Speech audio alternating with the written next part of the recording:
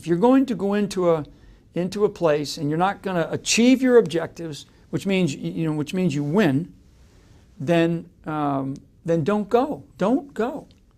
And if you can't go in with incredibly overwhelming resources and power, don't bother. Stay home, because all you're going to do is you're going to have this perpetual state of conflict. I always talk about and you watch this. You can watch this. It's like France, all these countries. What do they do? What do they continue to do? You read about it in the newspaper. You watch it on the things that you produce. They invest in conflict. We are really good at investing in conflict. Buy more weapons, give them more arms, give them more ammunition, give them more tanks, give them more planes, drop more bombs. And really the problems in the Middle East have nothing to do with conflict. They have everything to do with poor government, poor education systems, lousy economic system, a terrible economic system that's built on one commodity for the last 40 years, oil.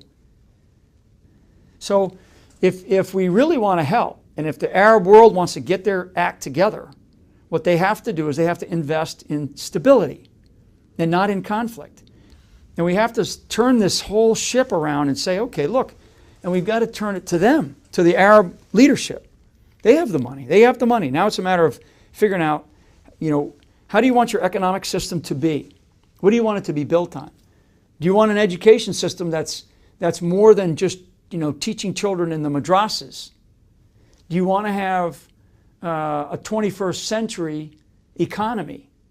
Do you want to have an education system that actually teaches children, primarily children, about 21st century tools, instead of, we're going to pour more money into each other's weapons? I mean, we got it backwards. We have it backwards right now. Now, so all that said, it doesn't mean that we're not going to have a state of conflict. It doesn't mean that there's not going to be violence.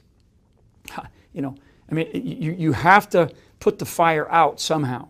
And putting that fire out will take a level of violence, because these guys are not going to stop and just go, oh, we surrender. So we were able to put that fire out in essentially through up to 2011. How does this thing end, kind of thing? People have asked that question, and there will be fighting. There will be some very, very serious fighting. But the Arab world, the Muslim world has to come to grips with the political system, the political ideology they call Islam. Okay, because it's a political system. It's a political ideology. Islamism, at least. Based on a religion. Yeah, Islamism. So Islamism is a political ideology. I mean, you study Muhammad. All the things about how did this thing become. Why? So we're these nations that have had religious reformations. I mean, our country, the United States, was created, essentially the people that fled Europe in the 16th and 17th century, they fled Europe to get away from the Christian Reformation.